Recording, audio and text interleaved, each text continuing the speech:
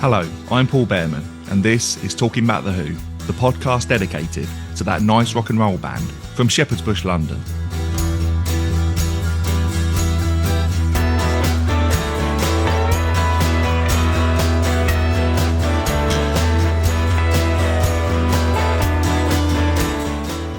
Welcome to episode 6 of season 2, featuring my conversation with Buddy Ascott. Buddy was the drummer for the Chords, the seminal mod band from London who came to prominence in the late 70s and early 80s, releasing 5 hit singles, making various appearances on Top of the Pops, and recording several BBC radio sessions for John Peel. Since the Chords split, Buddy has played in several bands, including The Fallen Leaves, The 79ers, and Pope, as well as producing the 2025 album Meant to Say Something by indie rock band Proper.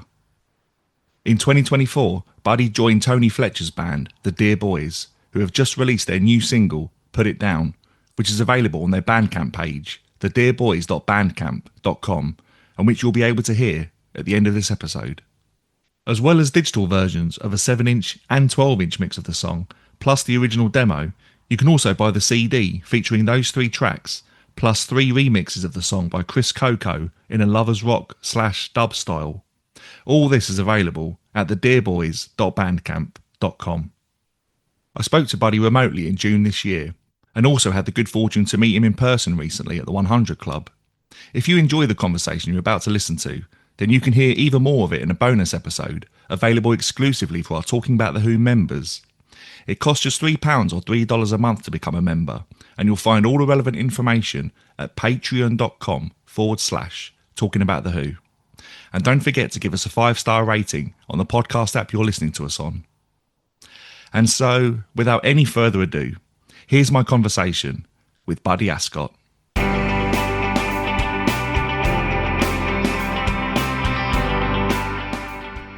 So I'll start by asking about the Dear Boys, if that's all right.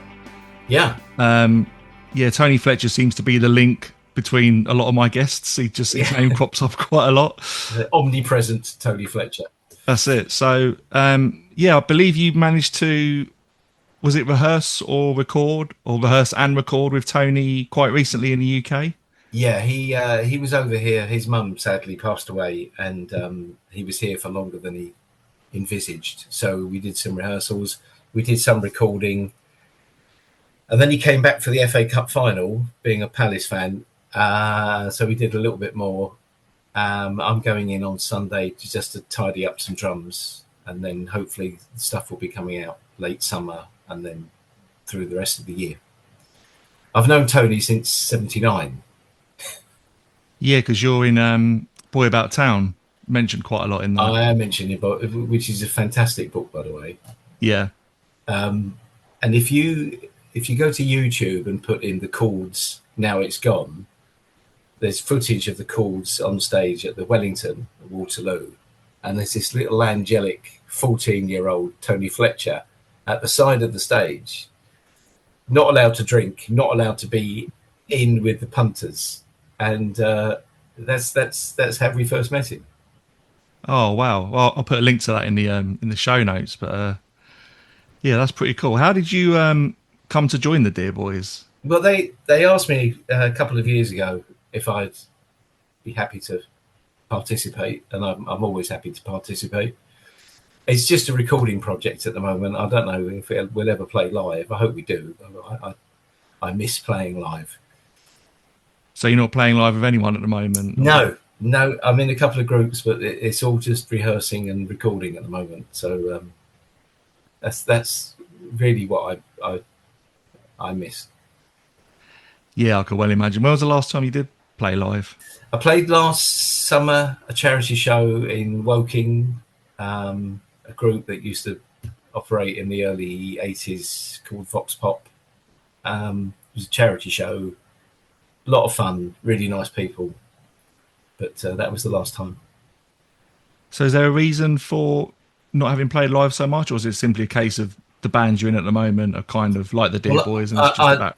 I left my last gigging group under something of a cloud. I won't name them because they don't need any more publicity from me. I still don't know why I was sacked. So I don't know. I did 111 gigs with them over 7 years, right through COVID, and then I was let go. Oh wow, it seems to be a bit of a theme at the moment with drummers getting sacked and not really knowing why. Well, funnily enough, they sacked me once, or pretended that I'd resigned, and I said I haven't fucking resigned. And then about a month later, they did it again. So it really struck a chord with me, with Zach. Wow. It seems to be just art imitating art. Yeah, That's so still a mystery, isn't it? yeah, I can't help but laugh, but that's so so like what's happened with Zach Starkey. It's If amazing. you're going to sack someone, just fucking sack them. Don't tell everyone that, oh, he's walked away. Oh, he's gone to pastures new. Oh, it was a mutual parting of the ways. Anyway. Yeah, and if you sack them, give them a reason as well, I guess. Yeah, especially when you promise to. Anyway, fuck them. On with the interview, Paul. Well said. Let's talk about the chords for a little bit. So I guess it's fair to say the Chords were a big mod band back in the day, sort of late 70s. How much of an influence were the Who on the Chords? Well, the advert that I answered read Keith Moon type drummer wanted. I turned up wearing a Target t-shirt and split my knuckle open on one of the drums and sprayed the drums in blood and broke the bass drum pedal and was offered the job on the spot. So there's a kind of synchronicity there with the Who. All four members were really big Who fans, but especially me and Chris Pope, the principal songwriter and guitarist. I mean, we're just massive Who fans and really bonded over that. It's to me, it's the template for any band. You know, you haven't got a keyboard player and you haven't got backing vocalists and you haven't got, it's just four people on stage against the world, and they're also battling each other as well, which is something we used to do almost literally sometimes. And I just took that. I love that template. They looked like a band, they sounded like a band, they behaved like a band. And I sort of found my Who in the Chords, if you like. Yeah. So answering an advert asking for a Keith Moon type drummer, was that like ultra confidence from being so young, or was it that, you know, you honestly believed that you were the man for that job and you were the man who should answer that ad? I'll tell you a funny story. I didn't even think I was a cocky, confident little bastard then, but I must have been, because I was very upset the night Keith Moon died, and I ended up getting arrested in Brighton and spending a night in the cells for criminal damage, which is a long story. But about a week later, I rang Polydor, and they put me through to the press office. And this woman, very haughty woman, said, yes. And I said, I just wondered if the Who are auditioning drummers. I mean, on what planet did I think that I would get that? I must have been 18, couldn't even tie my own laces. And she sort of said, oh, no, they've already found someone. They're not auditioning people. And the funny story is that about 6 months later, she was my press officer at Polydor. So I didn't lack confidence, but I don't know why, because I never had a lesson. And I'd only really been in one punk band before. So I wasn't accomplished. I'm still not accomplished. It was just bravado, I suppose. Yeah, so were you a self-taught drummer then? Yeah, totally. Yeah. And it shows sometimes. No, it really does. I mean, I just used to drum along to Who records. And especially Quadrophenia and Who's Next. Because on a lot of the other earlier albums, it's really hard to make out the drums. I think the drums really suffer with Kit Lambert's production. But it's one of the reasons I'm not such a fan of Tommy. And it's a little overblown, but the production to me is so soft. It sounds not as it should. No, I think that's fair to say. Probably a lot of it to do with wanting to have orchestras on it and everything else, and then not being able to afford orchestras and just leaving that massive gap.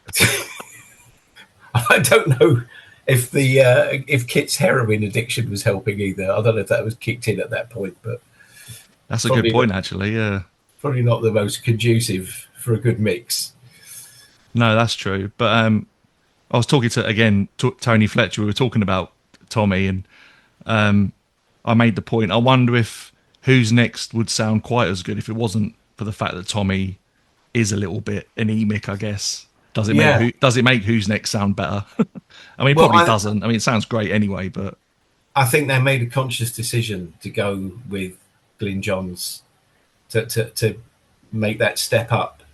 You know, it was a new decade, and I suspect they probably played a lot of the old recordings and thought, you know, it could be better. A lot of Who Sell Out as well is a bit wishy-washy in places. Shell Talmy got the best out of them on My Generation, which is a fantastic sounding record, I think. Because the drums are loud. Yeah, that's right. And I guess Kit Lambert, well, he definitely was integral to their story, but I think it would be a very different story if he'd produced My Generation instead of Shell Talmy. Yeah, very much so. Yeah. It's a shame they fell out with him so badly, because I think he was a great producer for them. Yeah, and is that, again, probably was Kit Lambert's influence? And possibly, yeah. It's all mixed up with Reaction and Track and Polydor and lots of shenanigans going on then, weren't there? Yeah, that's it. Mid-60s. That's amazing. Ended up with the woman from Polydor as your, what was it, your marketing, what was it? Press officer. Press officer. Yeah. And a great job she didn't do.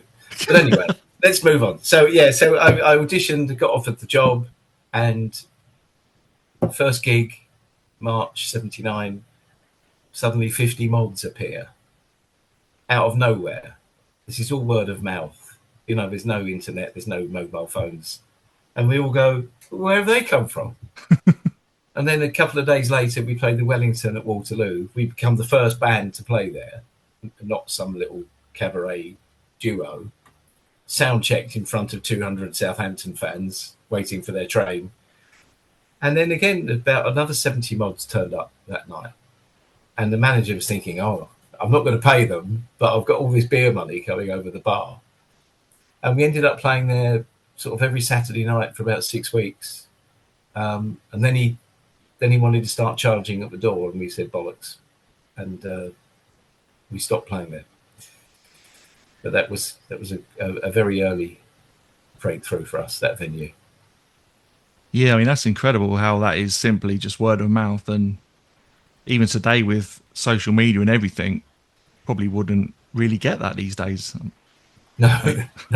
To this day, I really don't know where they came from. And, you know, they became Chords fans in the same way that I don't know if the Who ever really were a mod band. They were a band that were loved by mods, the imagery, the excitement, the flashiness of it. But, well, they were a mod band. They weren't the Dave Brubeck Five, and they weren't Martha Reeves and the Vandellas. So I don't know what a mod band is, but we had some of that imagery. You know, with Target T-shirts. I was making my own T-shirts using tape, like Daughtry did in the 60s. There's nothing original about me. And there'd been other bands. Buzzcocks, Generation X, had used a lot of mod imagery in that sort of punk era. But they never really attracted that kind of,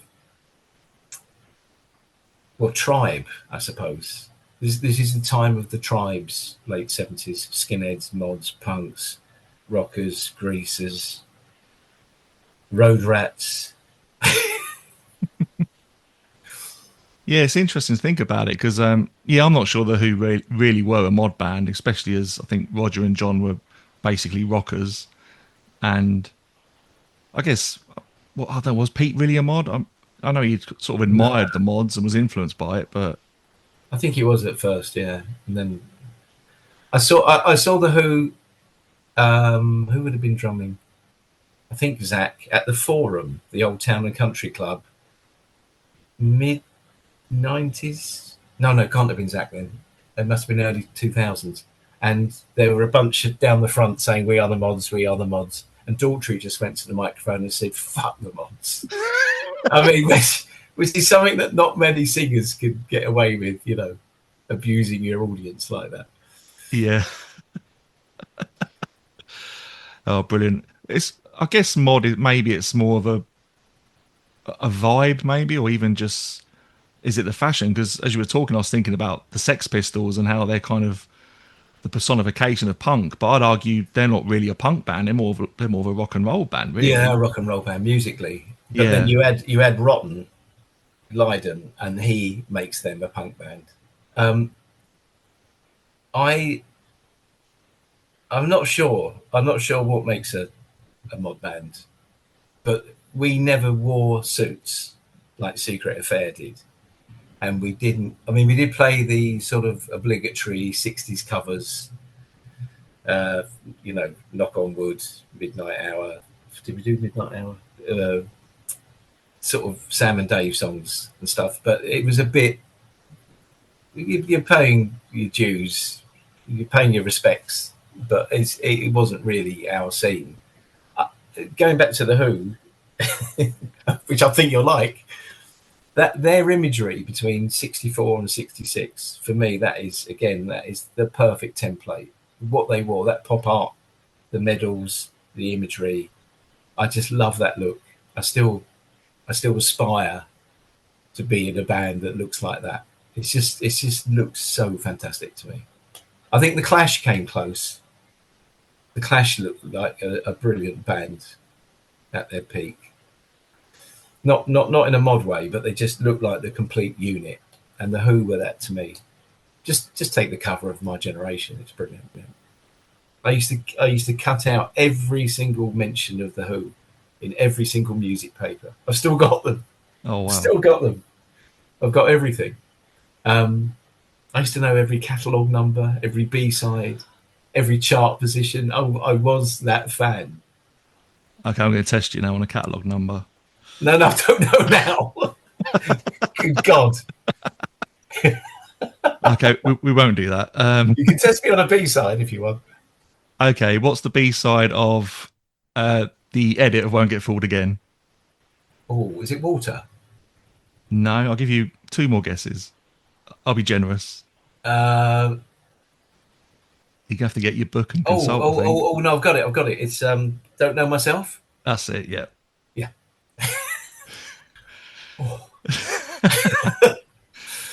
I've got to say, I've really been enjoying listening to those early Pill sessions that the Chords did last couple of days. The Pill session saved us. So picking up the story almost seamlessly, Paul. Yeah. So we played the Wellington, we played the Marquee, and then we supported the Jam at the Rainbow 2 months after our first gig. And we got signed up to Jimmy Percy's record label, which we then left because he incited a riot at one of our gigs when we were supporting the Undertones. And then we were in limbo for about 3 months. This is mid-'79. And we played the Marquee, and John Peel's producer came down and told Peel that we should do a session. And that really was our saving grace. That really got us back on track. And I also think it's the best recording we ever made because it captures us live. I think there's one guitar overdub. There's some backing vocals, but it's essentially live. And the engineers at the BBC Maida Vale Studios were just sensational. They were so quick getting the sound, and they knew what we wanted to sound like. And to me, it sounds like prime time Who to me. It just... Yeah, there's so much energy. And when you compare it to the Who's BBC sessions, and I mean, they're not the best recordings. I don't think any band from the 60s had particularly good sounding BBC sessions, but those Chords ones, they really do sound fantastic. So it does feel like the producers had really upped their game in the last sort of decade. Yeah, no, definitely. And John Peel played that session over and over. In fact, my brother heard it. He was in Egypt. He heard it on the BBC World Service, Oh, nice. which was incredible. And a couple of, well, maybe 6 months later, we released a single called Something's Missing. And the B-side was an instrumental that we recorded while drunk in the studio, based on, it was called This Is What They Want. It was based on Tis Was, the old kids program. And it was just anarchic. It was just a knockabout musical, sort of like Cobwebs and Strange.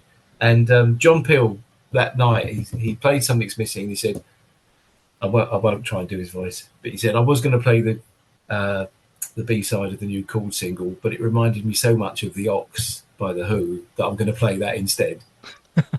So he played that Who instrumental instead of ours. And I thought, I took that as a great accolade. That was such a compliment for me. Yeah, that's fantastic. And something I personally found interesting, that there's one of the Chords sessions for John Peel I watched on YouTube. It said it was recorded 11th of March 1980. That was 2 days before I was born. Oh, wow. You're a mere pup. Yeah. So I had a toy drum kit when I was a kid that I could sit at and play. And I was a bit of a weird kid because I got into the Who when I was about 2 or 3 years old. So really early. Yeah. Just exposure for my parents listening to it and watching The Kids Are Alright and whatever other VHS videos they would have had. And I don't remember this, but apparently this toy drum kit, I ended up smashing it to pieces. Blimey. Is everything all right at home? No. Well, that's what you want to do. I mean, that's sort of what you're doing every time you play the drums. You're kind of attacking them. Yeah, that's all this podcast is my therapy, basically. Yeah, well, good. Welcome to the catharsis. Let's talk about the Who by Numbers for a bit, because I think it's such an underrated album. Oh. But why is it so underrated? Possibly the single that was taken from it is one of the most lightweight songs Pete ever wrote. I don't know why. I suppose in 75, prog was at its height, wasn't it? And heavy metal and all that terrible stuff. And they brought out an album that's got some whimsical ditties on. Blue, Red and Grey. Yeah, that's fantastic. I love that. Yeah, but that should have been on a Pete solo album, shouldn't it? Probably. Yeah, you're probably right. But however much I booze, how many friends in a hand or a face, some of those lyrics are so bitter. They're incredible. He must have been going through hell, I think. Yeah, it's probably their most mellow album as well, with some of the songs on there, like They're All in Love and Blue, Red and Grey, as you mentioned, and Imagine a Man. Oh, yeah. Yeah, no, I love that album. I think it's a real complete album, apart from bloody Squeezebox.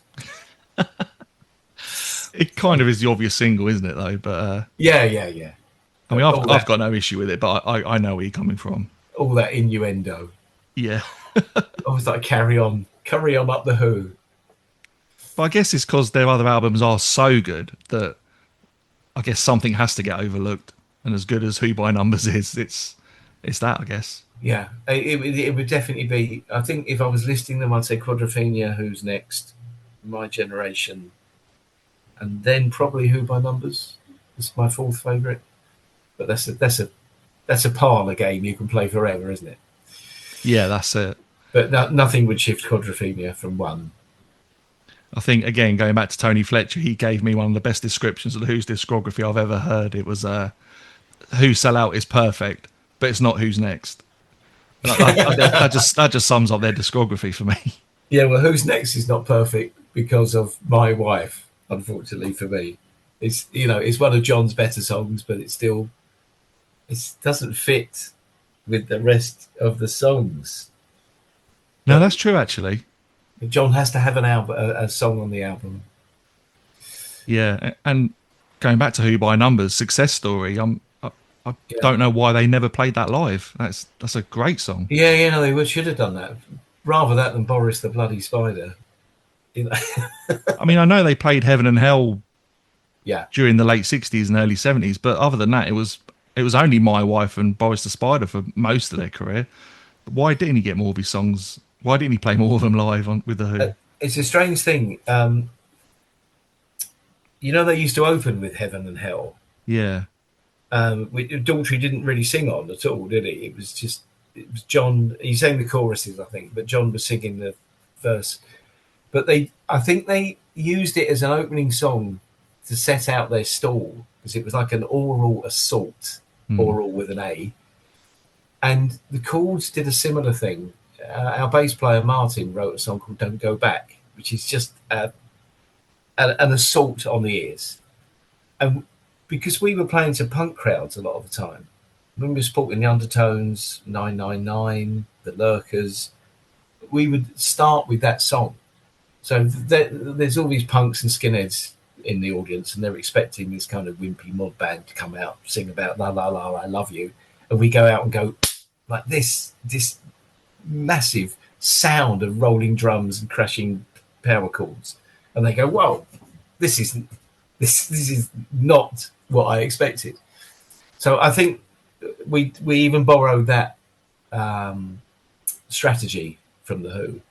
We learned to go out with that, go out with a bang, get their attention. Don't go out and play an acoustic ballad, as if we could. Yeah, I'm sure Heaven and Hell probably woke up a few hippies at Woodstock. Yeah. So we've talked about Who by numbers. We might as well touch on Who Are You. How do you feel about that album? Because that's another one I think gets overlooked a little bit. I'll be honest, apart from the title track, I think it's disappointing. I mean, if I tell you the story of how I first met Pete, I've met him 4 or 5 times. So Keith had died, hadn't he? Just as the album came out. So that sort of cursed it for me. I do like Who Are You, and it works really well live, even to this day, I think. But a lot of the tracks, I could hear Keith struggling, and that was something that is heartbreaking to me. Because if you look at Keith Moon, even playing at Kilburn, you can see he's struggling. He's bloated. He can't do what he was doing just 2 years previously. And that living in LA or California had absolutely killed him, I think, physically. And it really broke my heart. Those scenes in Kids Are All Right, which is probably the best rock and roll film ever. The deterioration in him is so pronounced and so quick. And you can hear some of that on Who Are You on the album. Not just the fact that he couldn't... is it Music Must Change he couldn't play on? Yeah. Is it 6/8 time or something? I can't remember what the time was, but I'm not very good with those signatures either. And so Keith died. I queued up all night to get a ticket to see them at the Rainbow, the first gig with Kenny. And I was in the second row, and they were doing Won't Get Forward Again. And I said to myself, God, this is boring. And I'd gone from this massive, massive Who fan to this terrible disappointment of the album, Keith dying, me getting arrested, me getting turned down by the press office. And so we get signed to Polydor, and then we got free tickets to go and see them at Lewis Shimodian. This was 1980. And again, I was drunk, arrogant, I guess. And I was shouting at them from upstairs. And we left the theatre, and we were just on the way back to the station, and we just looked down the side of Lewis Shimodian, which is not there anymore, and the stage door was open. And 3 of us just walked into their dressing room. And the Who are sitting there. This is just, what the... So I sit down and start drinking their beers. And Pete's there. And I say, all right, Pete. I said, did you hear that bloke upstairs shouting, give up? And he went, yeah, I did actually. I said, that was me. I mean, I should have got a right-hander at that point. But I told him how upset I was about Keith, and I really wish they'd knocked it on the head then. So he signed, I had a book with me, and he signed it, Give Up Yourself, Pete Townsend, which I've still got framed. And every time I've met him since, he remembers this, and he's the loveliest person. He really is a prince among men. In fact, he's given me permission to use one of his lyrics for the title of my memoir that I'm working on. Oh, wow. Yeah, which I've got to finish it. I don't want to let him down. But yeah, I don't think they were ever quite the same again. And they tried their best on It's Hard, despite that terrible sleeve. Face Dances. And I know it wasn't Kenny's fault, because Kenny was an amazing drummer with the Small Faces. I mean, he's almost up there with Moon and Mitch Mitchell. Some of the live stuff is just fucking phenomenal. And then with the Faces, he changed his style completely. But it really works. And it really works with Ron Wood and Ronnie Lane. He joins The Who, and to me it sounded like his arms turned to lead. And I know from what I've read that it wasn't his fault. It was the producers and maybe Pete telling him not to over embellish, to keep it straight. But the production, the sound is not good. Again, that's not his fault. That's the production, that's the mix.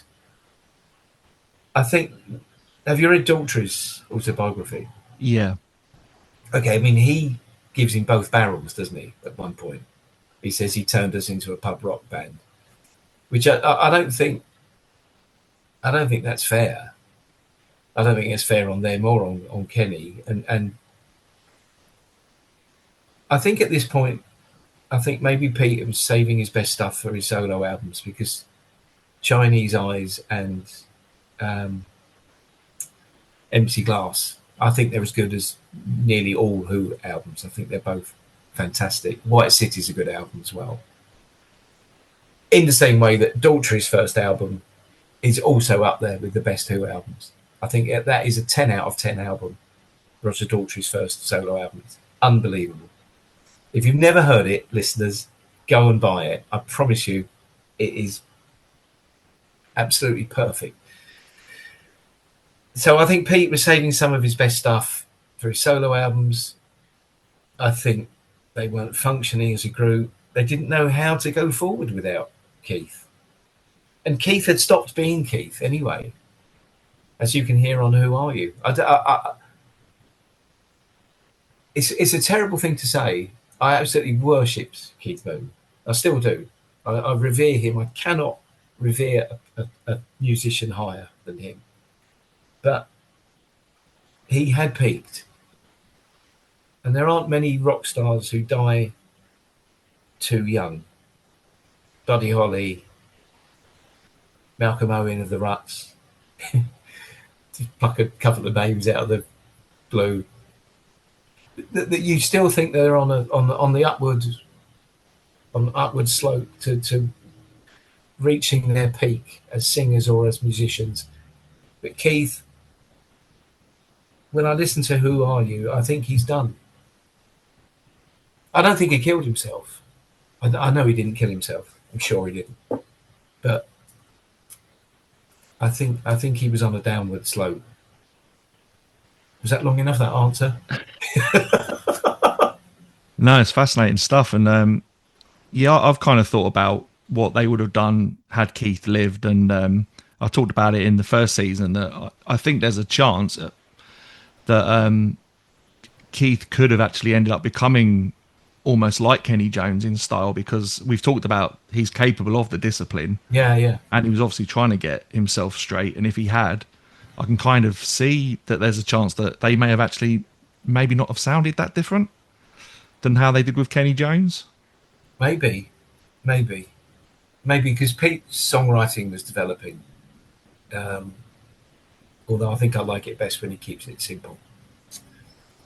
I mean, there are some good songs. Eminence Front is a great song. Cry If You Want is a great song, but the production is not terrific. Face Dances was a major disappointment when that came out to me, because the expectations were so high. You know, they've got Kenny Jones. He's a great drummer. But the odd thing is, I don't know if you're going to ask me how many times I saw them live. How many times have you seen them live, buddy? Oh, that's a good question, Paul. Thank you. I saw them at Wembley 75, October the 23rd. See, I remember these things. I saw them at Charlton in 76. So I saw them twice with Moon. But the very, very best time I saw them, and it may be because a lot of alcohol was involved, was Christmas 99 at Shepherd's Bush Empire. Oh, was that the Wednesday or the Thursday? It was the second night. Yeah, I was there as well. I was being bought drinks to bribe me to get the Chords to do a gig in Liverpool for somebody's wedding. And I was standing at the end of the bar downstairs looking across the stage, and there was John, Roger, Pete, and one of Zach Starkey's first gigs, I think. And when Zach first started playing, he was a force of nature. He was Keith Moon, reincarnated, slightly more disciplined. I was going to say he probably was perfect at that point, because he could play straight as Pete maybe wanted, but he also had that Keith Moon edge to him, I guess, in a way. He gave them such a massive kick up the arse. Yeah. As such, he just energized them. And they were, you know, the place was full of old Shepherd's Bush geezers. I was standing at the end of the bar getting drunker and drunker and crying. Couldn't stop crying with joy and vindication and just relief that this was just so good. So good. And I think I never saw them that good again. That's still the best gig I've ever been to in my life. I think it's probably mine as well. Wow. That's great. Yeah, I was with my mum. That's not quite as cool as your night. I'm glad. I'm glad you didn't have the hangover I had the next day.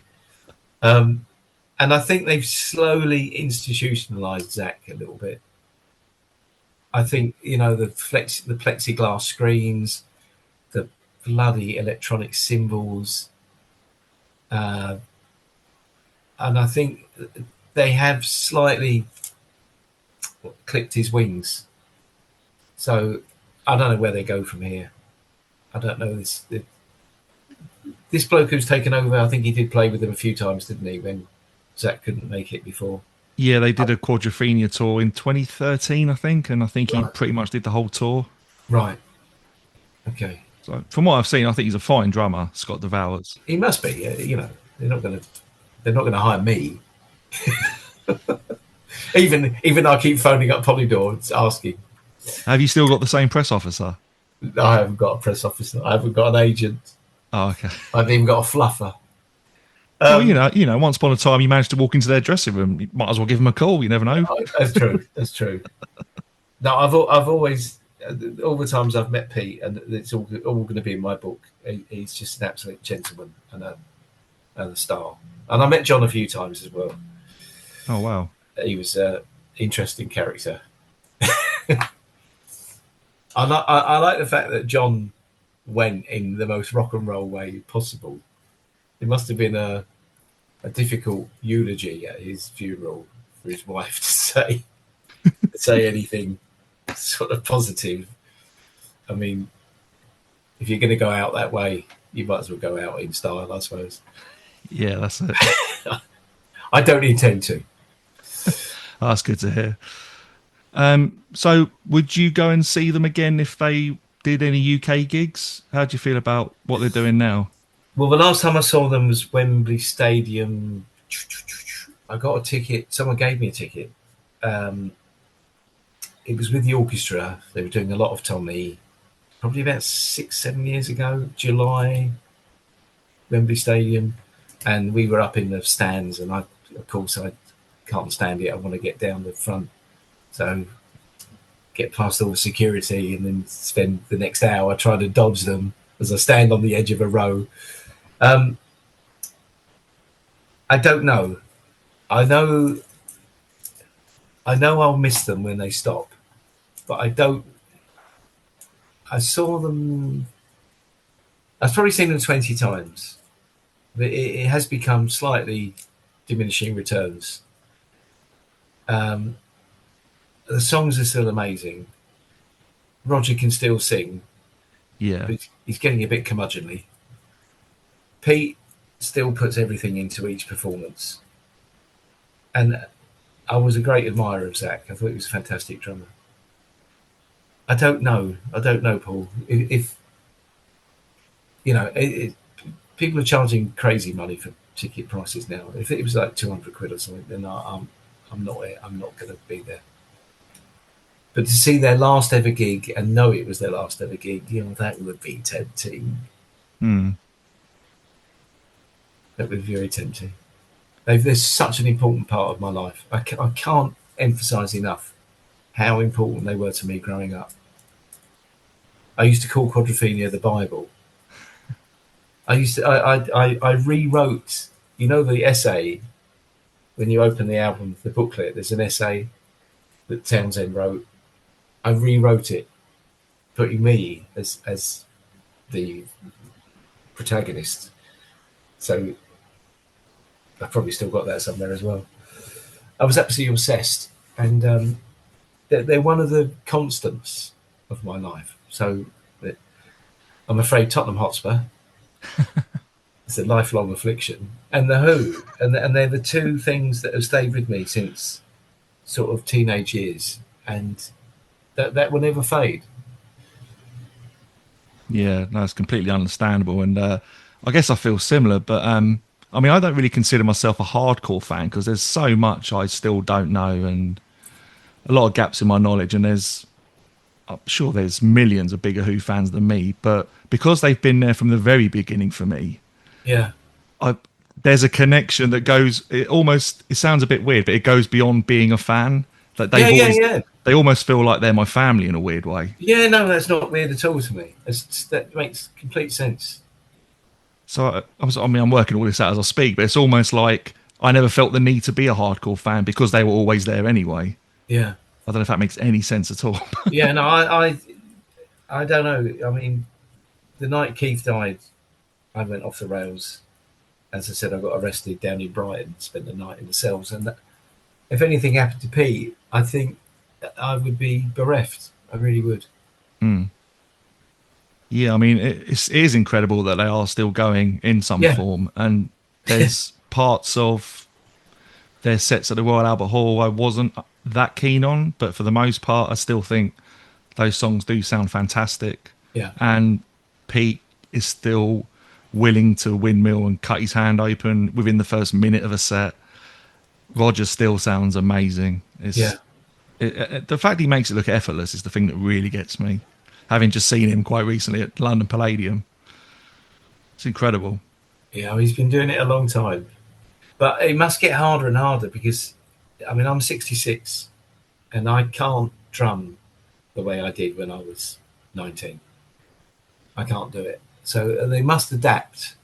They must adapt the way they breathe, the way they approach the songs, the gaps between songs. They must build in breathers. You know, there's ways of doing it, but they're 10 years older than me. They're 15 years older than me. I don't know how they're doing it. Yeah, it really is incredible. You've mentioned your memoir. Can you tell us a little bit more about that and when it's likely to be released or anything like that? Well, I've been writing it all my life, Paul. I started in lockdown, like most things. I'm up to about 30,000 words, but I don't even feel like I've scratched the surface. I've covered beginnings, the punk band I was in, and the Chords audition, the Jimmy Percy riot. I've done those chapters. They're all stored away, and what tends to happen is that I open it up again and I go, oh no, that doesn't work, and then I start rewriting what I've already written when I should be working on just getting the basic story down. It's probably going to go up until about 1992, when I left the UK to travel, and there's going to be a lot of revelations. I don't think there's any point in doing it if you're not totally honest. I'm hoping my wife won't read it. I'm hoping some people will read it. I didn't write for a year. When I got sacked from that band that I won't mention, it really knocked me for six, because I've never been sacked from anything before, and it really knocked my confidence. But now I've gone back to it, I'm really pleased with what I've done and the way it's heading. And it's a love letter to The Who. It's a love letter to my girlfriend at that time, who's no longer with us. It's a love letter to music, and I hope it will appeal to people, not just Chords fans, not just mods, not just Who fans. I'm hoping it will just be a good read. And I want it to be funny. If it's not fucking funny, there's no point. Oh, that sounds fantastic. Will you come back on and talk about it when it's I'd love out? to. I'd love to. It might be 5 years, but I will promise you I will come back. Okay. I'll ask you two more questions. Okay. You're standing on Pete's side of the stage for their last ever gig. What do you shout at him this time? Oh, that's good. That's good. Thank you for everything. That's nice. That's all I can think. That's all I can say to him. And here's 20 quid for those beers from 1979. Yeah. And one more question. What was the B-side of Pinball Wizard? Oh, that's easy. That's Dogs. No, it's not. Dogs was the B-side of Call Me Lightning. It's Dogs Part 2. Yeah, you got it. 10 out of 10. How does that stay? No one's asked me that for 40 years. How do I remember that? That's frightening. Top of the Who class. You've just Googled that, haven't you? No, I knew it as well. Oh, okay. Honestly, like, no phone.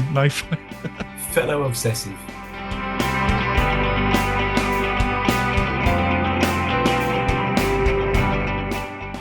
And there we have it. My conversation with Buddy Ascott.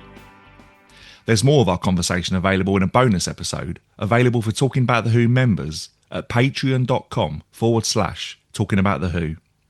For just £3 or $3 a month, you can sign up for our membership and have access to both ad-free and bonus episodes, as well as invites to our exclusive live stream show, The Members Room. Patreon.com/Talking About The Who. If you'd like to support us without becoming a member, you can make a one-off donation or set up a monthly donation at buymeacoffee.com/Talking About The Who. And to support us in a non-financial way, you can give us a 5-star rating on the podcast app you listen to us on and help us spread the word far and wide. For anyone who wants to follow us on social media, we're on Facebook, Bluesky and Instagram. And you can also subscribe to our YouTube channel and check out all our other Who-related content. You'll find all the links you need in the show notes. Finally, a big thank you to Amanda Evans for much needed technical support. And a big thank you to our special guest, the drumming legend that is Buddy Ascott. And that's it for this episode. We're now going to do something a little bit different and play out with a song rather than the usual theme music. This is the new single, Put It Down, from the Dear Boys, featuring Tony Page, Tony Fletcher and Buddy Ascott. As I said earlier, you can purchase the single via their Bandcamp page, and you'll find the link in the show notes. And I'll be back in 2 weeks' time when our special guest will be longtime Who associate Richard Evans. Until then, thank you for listening, look after yourselves, and as Roger Daltrey always says, be lucky. And now, here's Put It Down by the Dear Boys. Goodbye.